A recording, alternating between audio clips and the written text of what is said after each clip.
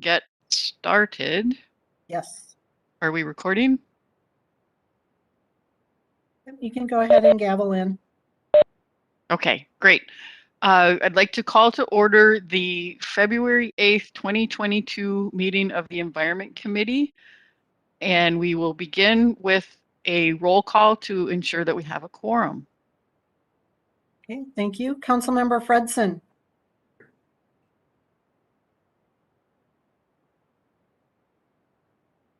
Councilmember Fredson, I see that you're on the call. You may need to unmute yourself. Can you hear me? Yep, I can hear Yes. you. Thank you so much. Yep. Sterner, Here. Vento, Here. Wolf, Here. Zarin. Present. And for the record, Councilmember Lindstrom will not be joining us today. Thank you. Next up is the reading of the chair's statement, which says the Metropolitan Council Chair has determined it is not practical or prudent to conduct in-person meetings in response to the COVID-19 pandemic. Accordingly, committee members will participate in this meeting via telephone or interactive technology, and the meeting will be conducted under Minnesota Statute Section 13D.021. We encourage you to monitor the meeting remotely. If you have comments, we encourage members of the public to email us at public.info@met.state.mn.us, and we will respond to your comments in a timely manner. Next up is approval of the agenda. We will consider the agenda approved unless somebody has objection or wants to make some sort of change to the agenda. Does anybody have any changes? Seeing none, we will consider the agenda approved, and we will go to the approval of the minutes for the January 11th, 2022 regular meeting of the Environment Committee. Do we have a motion and a second? Sterner motions to approve the minutes. Thank you. Vento seconds. Thank you. Is there any discussion? With no discussion, Susan, you can call the roll. Thank you. And just for clarification, was that Councilmember Vento that seconded? Yes. Thank you. Fredson,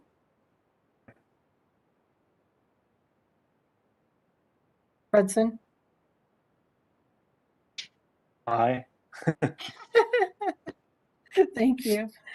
Sterner, Aye. Vento, Aye. Wolf, Aye.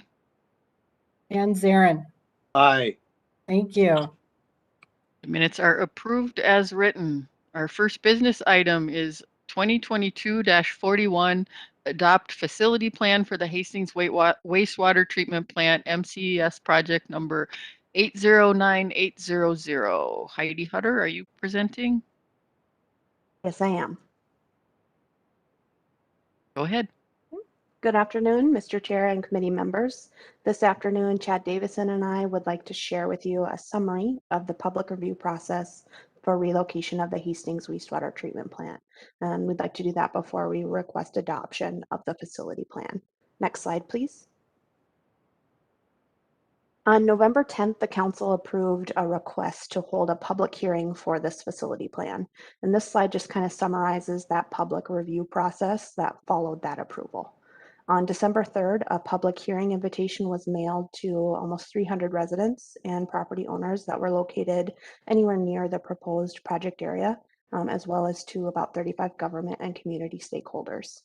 Then the public comment period was opened on December 5th with a legal notice of the public hearing posted in the Pioneer Press. We then held a virtual open house on December 15th, and the purpose of that was to introduce the project to the community. The virtual public hearing was then held on January 5th. We did have about 20 attendees, and we had it was a higher than anticipated engagement for this event. We ended up with 11 questions asked before the event occurred, and then about 3 during that public hearing. We didn't receive any additional comments after the public hearing, and the closing of that public comment period happened on January 18th. The public comment period was open then for a total of 44 days, and that does exceed the minimum 30-day requirement. From December 22nd through January 18th, there were hard copies of the facility plan available at both the Hastings City Hall and also at the Pleasant Hill Library. The facility plan was also available on the project website at hastingswwtp.com. Today, we are here to request adoption of the facility plan by council, and that will be prior to submitting that facility plan to the PCA next month in order to qualify for funding through the Minnesota Public Facilities Authority. Next slide, please. Before we review information specific to the public comment period, I would like to take a moment to review the major scope items and the need for this work. The Hastings plant is located on just over 3 acres in downtown Hastings, and it's bordered by a railroad, the Mississippi River, and a well-developed residential area. The existing site has limited room for expansion, and that would be expansion that would be required in order for us to respond to growth within the service area or to respond to potential future regulatory requirements. So relocation of the Hastings plant at this time avoids major investment at a site that really can no longer meet the long-term needs of our service area. The plant would be relocated about 2 miles southeast of the existing plant site onto council-owned property. The construction cost estimate for this work is $145 million, and that includes a standard 30% contingency for undefined design details, and also a 3% annual escalation cost to account for inflation in labor and materials that would be anticipated between now and the time of construction. So that puts the total program cost at about $165 million, and that includes the 20% for engineering and administration, which would be needed to complete design and to support construction of the program. The new plant and the outfall to the Mississippi River kind of account for the bulk of that cost at about $139 million. That work would be delivered via the design build process, and it would be anticipated to occur between 2024 and 2026. Following that, there would be at least 1 year of commissioning and process proving in 2027. A new lift station, force main, and a gravity sewer would also be needed in order to transport the wastewater to the new plant site. The lift station and conveyance system are estimated at a combined cost of about $23 million. And that work we would expect to deliver via our traditional design bid build process from 24 to 26. We would have commissioning complete just prior to startup of our new plant. Following successful commissioning of the plant, then the existing plant would be decommissioned and the land would be returned to the city of Hastings for redevelopment. That cost is estimated at about $3 million. Next slide, please. We received several comments that were related to site selection and facility siting from Craig Christensen, who is an area resident. The responses really highlighted the suitability of the site for a wastewater treatment plant and how we plan to leverage the site's topography to minimize disruption to the natural landscape. All of the questions were answered in a satisfactory manner with no additional follow-up required at this time. Next slide, please. We also received several questions related to the site purchase from Tyler Shizuski, also an area resident. The responses regarding previous ownership and use of the site, along with the site purchase price, were provided in an email, and they'll also be included in a facility plan. All questions were answered in a satisfactory manner, and there were no additional follow-up is required at this time. Next slide, please.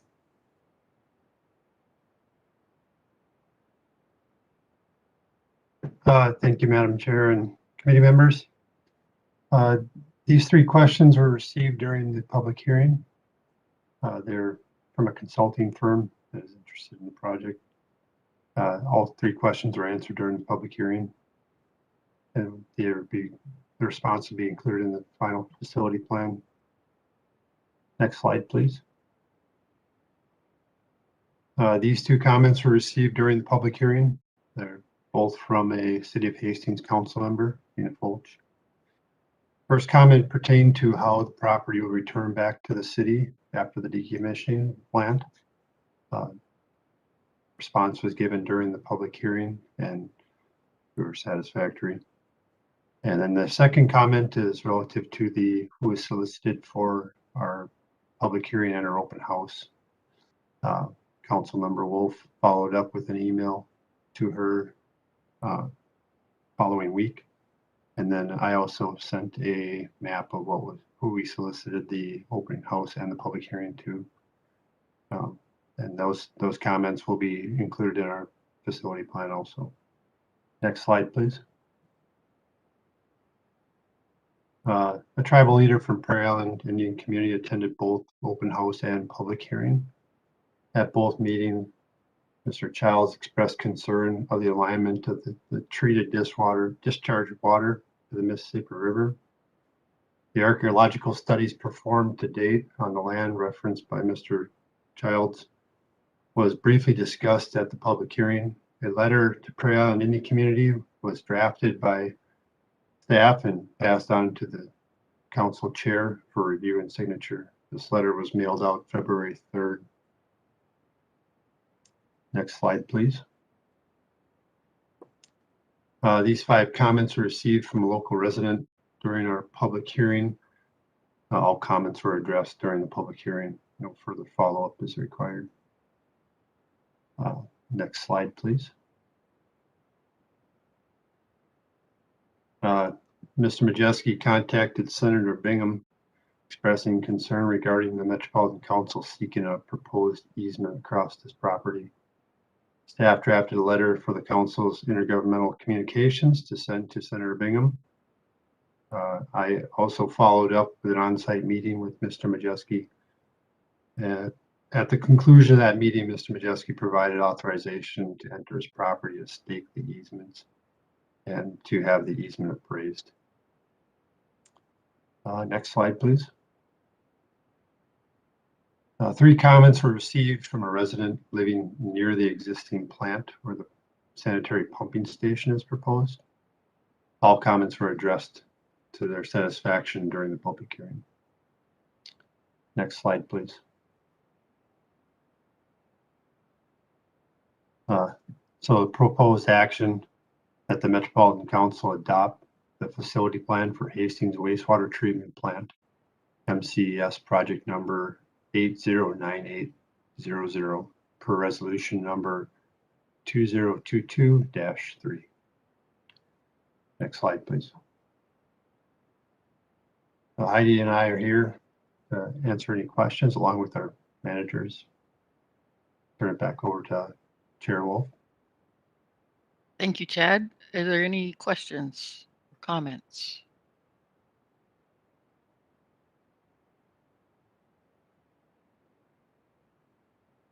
Uh, Go ahead, Um, Councilmember Zarin.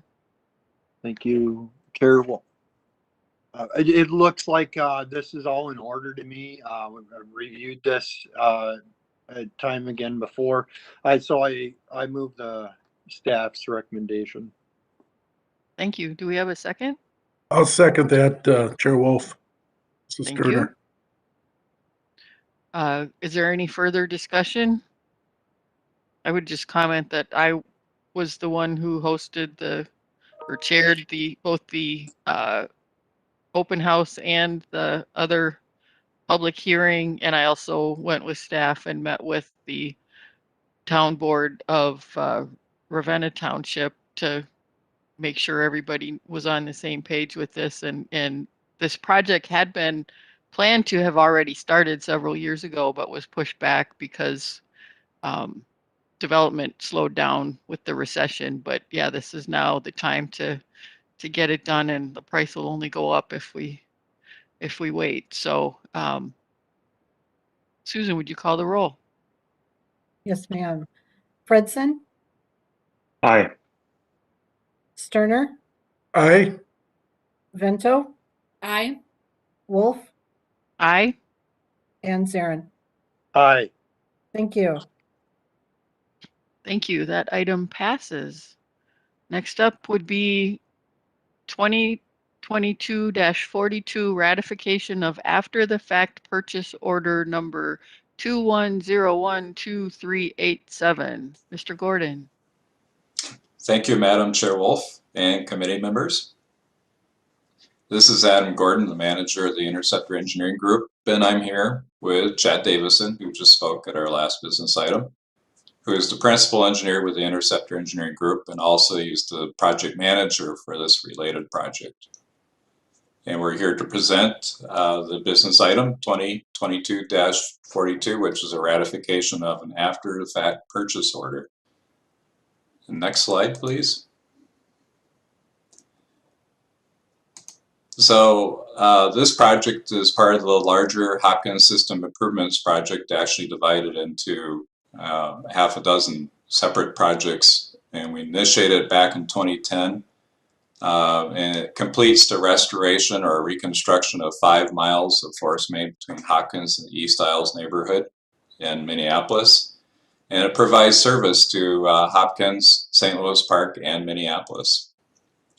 The East Isles project is intended to complete the last remaining segment of the forest main between Bede-Makaska and West 27th Street and Humboldt Avenue South in East Isles neighborhood. The scope was to install dual 24-inch PVC forest mains within the right-of-way of Humboldt Avenue, replace our drop structure where it enters into our larger diameter interceptor 1 MN330. And while we were in there doing street reconstruction, we wanted to help the city through a construction cooperation agreement in replacing a storm sewer. They have flooding issues along Humboldt Avenue, and that was all as part of a city funded. So they wanted to make sure while we reconstructed the street, we took care of that at the same time. Next slide, please.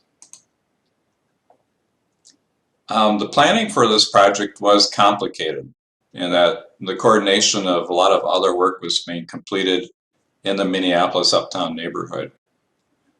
There's a large reconstruction project of Hennepin Avenue that is being led by the city of Minneapolis. And the city's plan was to complete the utility improvements in Hennepin Avenue in 2022, with street reconstruction following in the 2022 to 2023 time period. In December of 2020, we were quickly getting our plans together. And the plan was to complete the reconstruction of Humboldt Avenue in 2021 in order to beat the schedule for Hennepin Avenue work. Humboldt would need to be reopened before Hennepin Avenue work was to begin so that residents weren't stranded with an inability to detour onto Hennepin Avenue. We were working with the city's engineering staff from both the sewer and surface water department and the water department, along with CenterPoint Energy, to determine a workable solution for a utility realignment in Humboldt Avenue. Between our 2 force mains, the new city storm sewer, a new water main that needed to be replaced, and the gas main that was in conflict with all this, we basically had to redo all the utilities within Humboldt Avenue. To further exacerbate the problem solving, the staff and the council and the Minneapolis Park and Rec Board could not come to terms on property easement acquisition that was located along the mall that was needed to allow the project to go forward. So we made a decision in December 2020 to split the council's project into 2 parts, that along Humboldt Avenue and the remainder along the mall, to keep a workable solution in play for the Hennepin Avenue reconstruction work. Next slide. So in the same month, December 2020, council staff was also in negotiations with CenterPoint Energy over the terms of agreement to relocate the gas main in 2021. And the work would include the relocation of 1,500 feet of linear gas main that was in conflict with the new council's 24-inch force main pipes, and reconnection of all the resident gas services to the new gas main. CenterPoint Energy had contacted our project manager, Chad, and stated that they had a crew available and wanted to begin the relocation work before the winter frost set in, which would have increased the cost if they had to go in the middle of winter and actually construct this force main, or the gas main, excuse me.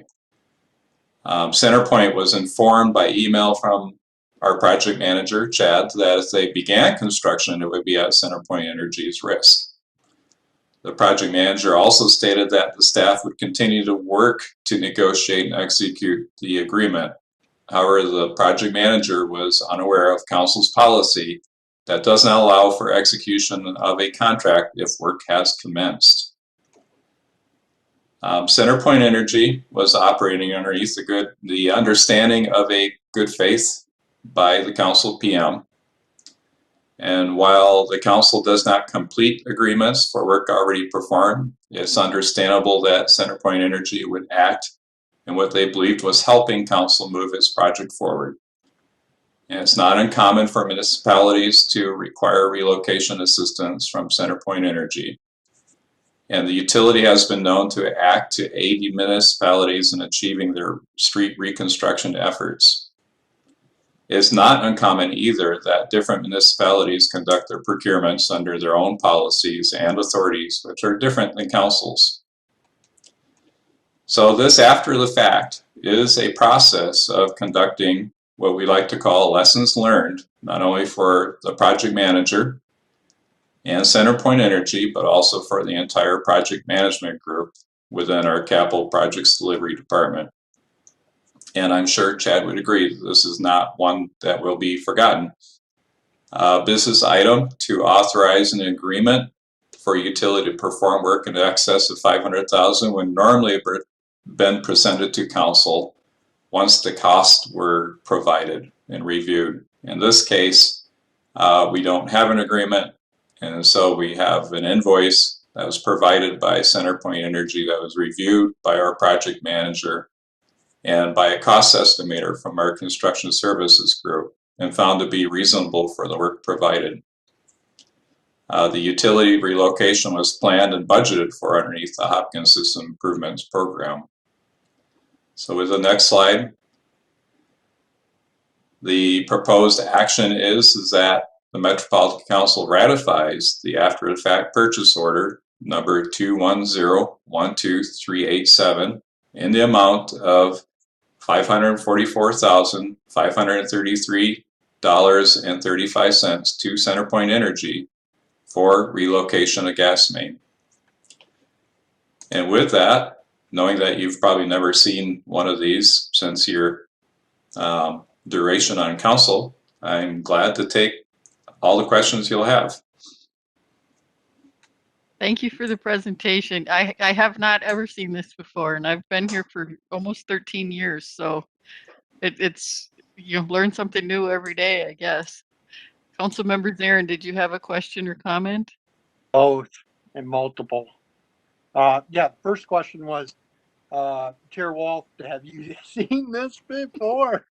And you already answered that, that you have not. Okay, you know, there's 3 words there that is going to give everybody a lot of heartburn after the fact, right? Although as a construction worker myself, I really appreciate the bias towards action to get something accomplished while you have an opportunity to. I think it was prudent to move forward, but let's not have those 3 little words ever again, please. I've heard you loud and clear. All right. With that, I'll stand if anybody else has any questions. Are there any other questions or comments? I'm not seeing any. Oh, go ahead, Councilmember Fredson. Ms. Fredson, I would just say that I appreciate that we're actually being sort of honest and straightforward about what happened here, and it's not ideal, but better to be open and honest about it as opposed to whatever the alternative would be. So, thank you. I appreciate that as well, and you know, it was good to try and get it done before the freeze. I understand everybody's heart was in the right place, and I appreciate the thorough explanation. Ms. Thompson, did you have something you wanted to say? Yes, I think that's the important part, is that the intent was good here. It was, an urgency felt to get some action given the nature of the adjoining projects. I think we've learned a lesson from this yes, that we'll take forward. And sorry about my dog. Any other comments or questions? Councilmember Zarin? Yeah, Councilmember Chair Wolf, I recommend staff recommendation since it came in within reason. Is there a second? Bento seconds.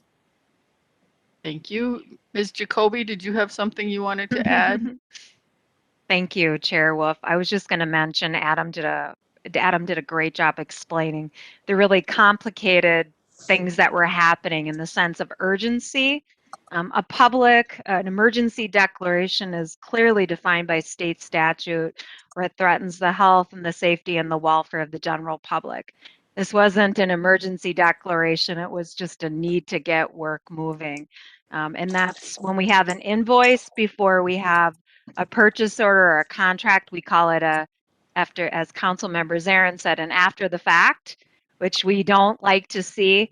And this one was very, very unusual because of the value and because it was in the council's signature authority. We felt it was appropriate for full disclosure to bring it forward to you to explain what happened, how I know there's some practices in place to not have it happen again, but really it's about, because it's within your signature authority, you should see it and have an opportunity to hear about it and then approve it. Thank you. Thank you. I agree. I appreciate the openness and the lessons learned. Susan, would you like to call the roll, please? Absolutely. Fredson, Aye. Sterner, Aye. Vento, Aye. Wolf, Aye. Zarin. Aye. Thank you. That item passes. Thank you. Next up is 2022-43, Trunk Highway 13 MnDOT coordination. Mr. Whedon. Thank you, Madam Chair. Council members, my name is Tim Wadeen. I am Assistant Manager with Interceptor Engineering. I'm here today to present to you on business item 2023-43, Trunk Highway 13 MnDOT coordination. Next slide, please. This is part of an overall project that we're working on with MnDOT. It's located on the south side of Trunk Highway 13 in the city of Savage. You can see here on this map, it's located between Dakota Avenue South and Vernon Avenue South. Next slide, please. The project is to relocate an existing 14 and 18-inch PVC force mains. They're currently in the path of MnDOT's reroute or work that they're conducting at this location. The intersection of Yosemite Avenue and Trunk Highway 13.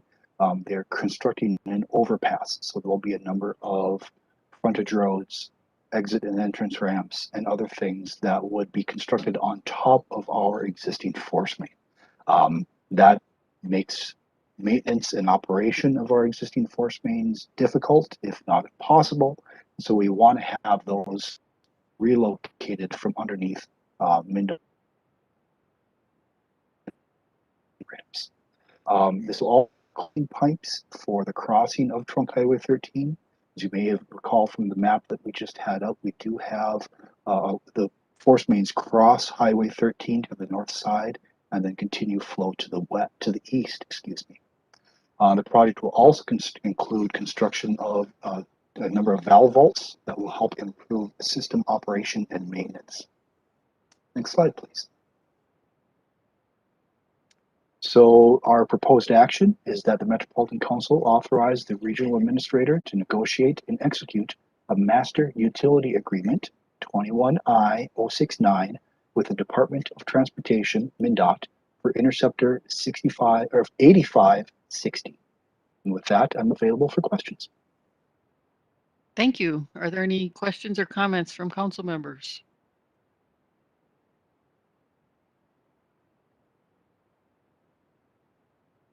Not Chair seeing Wolf, any. Yes. This is Turner. I'd make a motion to approve the item as presented.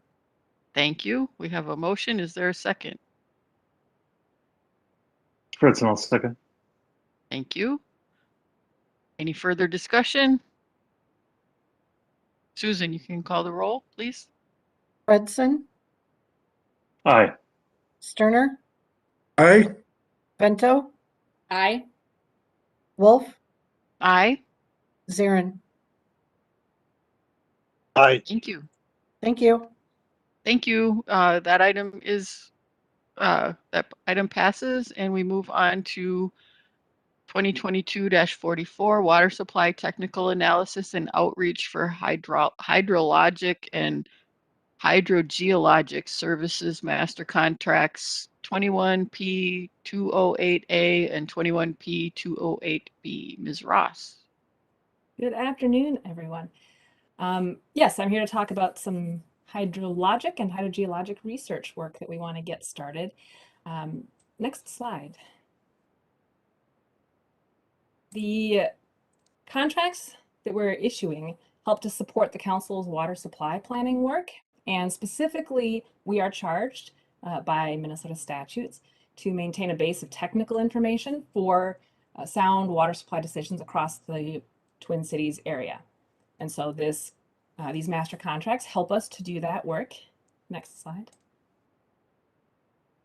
And the scope of that work is also guided by and directed by council policy and several of our regional plans, system plans, and also reports recently done by our advisory committees, Water Supply Technical Advisory Committee and Water Supply Advisory Committee, MOSAC. So this is informed by a lot of foundational work that has already gone on, as well as Minnesota statute. Next slide. The technical information that will be provided through these master contracts, and it will be done in collaboration with our expert partners, helps provide that foundation for regional and local plan updates and plan implementation. And as you know, we are starting to think about the update of those regional policy and system plans. And so having some good sound information to inform that process is going to make all of it stronger. Next slide. The work that we're doing through these master contracts will be funded with support from the Clean Water, Land, and Legacy Amendment. And so I did include some of the details of that language, but we do have an appropriation specifically for projects to address emerging threats to the drinking water supply in the metro area, to help us provide cost-effective regional solutions, leverage interjurisdictional cooperation, because water, of course, does not follow our political boundaries. And we also use this funding for supporting local implementation of reliability projects, water efficiency projects, helping to map, understand, model groundwater resources in the metro area. Next slide. The products and deliverables that these master contracts will cover include engaging our water supply advisory committees and our other stakeholders. That's a really important part of the work that we do. We will be producing studies, reports, also some analytical and modeling tools that will be used in various ways. And there's going to be, at the end of that, a piece of this will include some public outreach, because information is most effective when people know about it and know how to have access to it. So that is the scope generally of the master contracts. Next slide. Unlike a lot of our engineering projects, this is more information-based. And so when we put out a request for proposals, we also did highlight some example projects. This is not the type content-wise of projects that we'll be doing, but in terms of the scope, the products, the tools, we wanted to have work that generates information similar to the equity considerations for place-based advocacy and decisions. That's a data set, it's interactive, it's really foundational for helping to support additional work. We've done projects in the past like low flow characteristics of the Mississippi River. So we want to be thinking about some research understanding flow on that water supply source. We've done projects looking at aquifer recharge, contaminant plume mapping. So those would be the kinds of things that these master contracts will help cover. Next slide. We will be working out the details of this research with input from our advisory committees and the conversations that those advisory committees and other work groups have been having over the past years, particularly in the past couple of years, has really helped us identify what work needs to be done. And we will be going back to them as we scope those projects to get input to make sure that our products and this work adds the most value and is applicable and useful, not only at our regional level to our questions about policy and planning, but also at that local level as well, because water supply is the authority, the responsibility of our local communities. Next slide. In evaluating proposals, we did pull on water supply planning staff, but also on our colleagues in water resources, knowing that groundwater and surface water questions are very intricately linked. But we also did reach out to 2 technical advisors from the Minnesota Department of Natural Resources, who is a very important partner to us with water supply issues, and also the Shakopee Mdewakanton Sioux community. So they were very helpful in reviewing these proposals. As we reviewed them, we were looking at the proposer quality, their qualifications and their experience, not just generally on the subject, but for specifically their experience here in the metro area and with our stakeholders.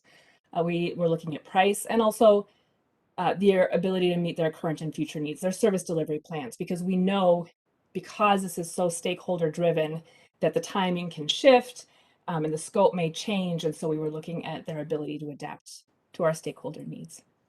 Next slide. The Office of Equal Opportunity assigned a Met Council Underutilized Business Program goal of 15% for this project work. And in their review, OEO did determine that the recommended proposers met the council's good faith effort requirements for this project, which was very good to hear. Next slide. And so with that process and our goals, we are requesting that the council authorize regional administrator to award and execute master contracts 21P208. Whoops, shifted my language, I think.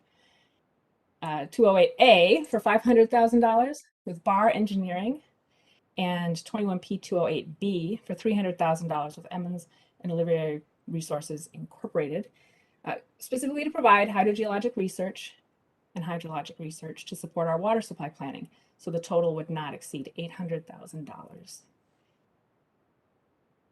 And I would welcome any questions about the work or about our proposal. Thank you. Any questions or comments from council members?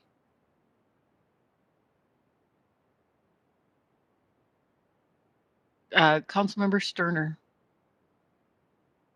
Thank you, Chair Wolf. And my question would be just both of these firms, do they have like long experience and that kind of thing, and they're qualified, they participate in the the water supply and things like that? They are both quite experienced. We have worked specifically with Bar Engineering in the past, particularly on various things, but particularly on our regional groundwater flow modeling, although they have diverse experience otherwise. And EOR also has done a lot of work across the region with various water supply stakeholders, counties, cities. And so we're really looking forward to working with both of these groups on these technical projects. All right, thank you very much. Any other questions? And I forgot to mention, I should add too, that in the water supply planning group, we are doing this hydrogeologic kind of research-based work. We are also going to be coming to you with master contracts for more engineering, water supply engineering specific projects as well. So together we are going to be doing both sort of the source and understanding the systems, but also the infrastructure. So that's another master contract you'll be hearing about soon. Thank you. If there are no other questions or comments, we'd be in need of a motion. President, I move approval. Or second. Go ahead, Chris. Motion by Vento, second by Fredson. Susan, would you call the roll, please? Sure. Fredson, Aye. Sterner, Aye. Vento, Aye. Wolf, Aye. and Zarin. Aye. Thank you. Thank you. That brings us to the end of our business part of the agenda and on to information. The first information item would be the 2020-2021 Water Resources Monitoring Update. Mr. Henley? Yes, thank you, Madam Chair, committee members. So I presented back in mid-December, kind of giving a recap of the last couple of years of water quality monitoring, and Councilmember Sterner had a question about a couple lakes of interest near Apple Valley, and so I am here today to do a quick update, follow up on that question. So there was the question was regarding Farquhar and Long Lakes, again near Apple Valley. And so our council limnologist, Brian Johnson, who works in the Water Resources Group, looked into this a little bit. So special thanks to him for putting together this summary. And this is, again, in response to when I had the lake grade map up. And both of these lakes did receive an F grade based on the council's grading scheme in 2020. And, this has a history of an impairment that goes back to a water quality impairment that goes back to 2002. And then there was some total maximum daily load studies and an implementation plan put together in 2009, 2010. This is being led by the city of Apple Valley. So they're the ones really, putting these actions on the ground, implementing what's in the plan. There's been funding put towards these lakes from the state of Minnesota, as well as the Vermilion Rivers Joint Powers Organization that's being used to fund some of these projects. The kind of good news out of this is the water quality trend does appear to be improving. It just hasn't improved kind of outside of the overall grade of F. The grade is broken down into some aspects of it that appear to be improving. Total phosphorus received a D, algae had a D. And that's up from Fs a few years ago. So it does appear to be improving. It still hasn't reached that water quality standard or some of our parameters for an F grade. But the work continues, and there's a lot of practices being put on the ground, and I believe that was where a lot of the question was about too, is what's being done. And so some examples of projects being done by the city of Apple Valley, infiltration basins being installed, street sweeping practices adjusted, stormwater infrastructure retrofits. That's been a lot of the kind of infrastructure projects. And then they've done a lot of lake management techniques as well, surveying the fish, stocking the fish. Long Lake actually has some drawdowns where they can manage some of the kind of more of like a reset of getting some of the aquatic plant communities and the fish communities reset so that some of the more natural species can come back in. And really just focusing on aquatic plant management in both of those lakes. So City of Apple Valley is on it. There's a ways to go, but we're improving in that area. With that quick just follow-up update, happy to take any questions, but hopefully that answered your question, Councilmember Sterner. Yes, it does. The only other thing maybe I had was possibly on, have they kind of like talked to the landowners about like fertilization, because I think both those lakes, they have the backyards that are grass yards that go directly into the lakes. So I was wondering if that's one of the education thing ongoing with all the other good things that you're doing. We can look into that too, see if that's one of the implementation plan items, or I know some cities just have that as part of their plan. So thank you, Madam Chair, committee members. Thank you. Do any other council members have any questions? If not, we will move on to the next information item. The Water Efficiency Grant Program Update, Mr. El Hassan. And I am going to have to sign off in just a couple of minutes to do another meeting. So I'm going to hand the gavel over to Councilmember Vento for the end portion of the meeting, if that's okay. Thank you, Madam Chair. Madam Chair, council members, in January 11th Environmental Committee meeting, we presented about the efficiency grant program that the Met Council runs for the communities. And council members have some questions and suggestions. I'm coming back today to present to you quickly some of the updates that how we handled some of the questions that we received. One of the questions was asking about where are the communities, what are the communities who received the the grant program for 2019, and you can see in front of you and included in the agenda, attached to the agenda, there is the map of the communities, the 39 communities who received the grant in the last run of the grant program. There is a couple of other questions. One of them is the percentage. When we came and presented in January, we were suggesting to have a 10%, 90% cost share between the council and the cities.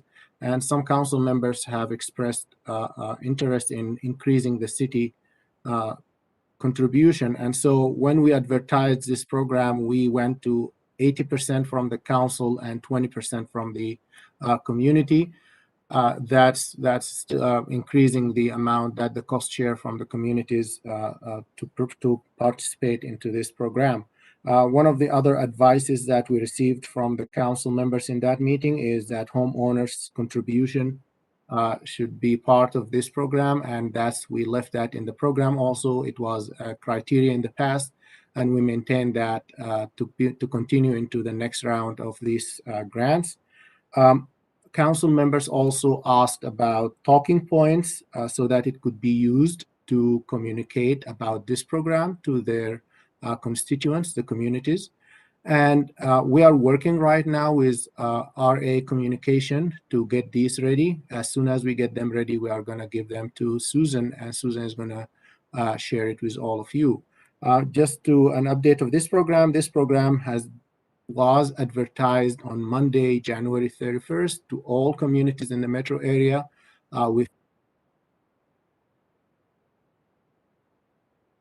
Oops, I think we lost you. Oh dear. Yep, Ali, you'll need to turn your video off.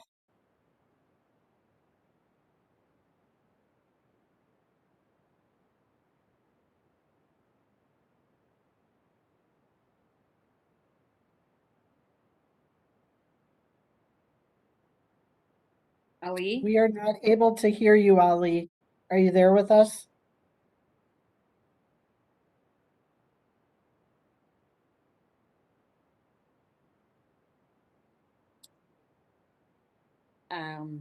So he must be having technical difficulties, Chair Vento. How would you like to proceed? I kind of sensed that he was getting toward the end of his presentation because he was talking about the talking points being forwarded to you and distributed to us then. I would ask that they be distributed to the full council so that all of us can share this information with our communities. And it looks like he's still having trouble here. So yes. If there's more that, oh, there he is. There we go. Is there any, so I'm not sure which part you missed, I missed or you didn't hear from me. You had just finished saying that Susan would distribute the talking points, and I just recommended that the talking points go to the full council so that everyone can promote the program. Thank you, Madam Chair. We'll do that. Okay. And the program already has been advertised since last week, and we received the first application today. Oh, good. So yeah, I think people are very excited about the program. Good. Questions? Thank you, Madam Chair. Questions from the committee? Anyone? Well, seeing none, thank you very much. Actually, Chair Vento? Chair. Pardon? Yes. Councilmember Fredson here. I would just say I appreciate that staff brought this back to the committee's attention, made some changes in response to council member feedback. I think that means a lot, so thank you. Thank you for your advices. Thank you very much. We really appreciate it. I second Councilmember Fredson. Yes, Susan. Yes, thank you. So Ali, did you have information you wanted to share regarding the application link or about the newsletter article? Yeah, we have a newsletter article that's live online right now on our website, in the Met Council website, to educate applicants about the program. I think I will hope that if Susan is going to be able to share that with you after this meeting so that you can forward it. That's while you are preparing the talking points, you can share that information as well as the application form. There is the application form, everything is online. So you can forward these to the communities in your jurisdiction or in your as your constituents, and then the talking points to encourage them to apply is coming after that. Thank you. Thank you. Anything further? Okay, we will move on to our final agenda item for the evening, the general manager report. Good afternoon, council members. I have a really quick item that I'm actually kind of surprised that I'm in this position of being able to share. It's good news. ES is not used to getting a lot of public attention, but recently our COVID wastewater testing has really been a hot item. So not only have we gotten a mention in the New York Times, but in January, we broke a record for ES, but also a bit of a record in terms of competing with the main homepage. So we had 10,975 views of our wastewater testing, and the homepage for the council had 10,087 views. So that speaks volumes in terms of that's way out of our norm. And it's, I think if there's, looking for silver linings in a cloud of this whole pandemic, the fact that it's gone on as long as it has, I think, kept the emphasis on continuing to look at research like this effort to see if we can figure out how wastewater can help us manage a future virus in a better way. So it should help us be better prepared for future times, and be one more tool in that tool chest. And we're really happy because we're here after all to protect public health and the environment. And this is definitely a new twist on being able to do that for us. Great, kudos. It's been well publicized and deservedly so. We have gotten lots of support from our communications folks, and they've been coming up with great ideas, and we really are appreciative. Thanks. Thank you. Anyone else? Well, with that, we will adjourn 7 minutes before the hour of 5. And as Council Chair Zelli often says, the sun's still shining and we can go out and enjoy the rest of this day. Thank you. Have a good evening, everyone. Thank you.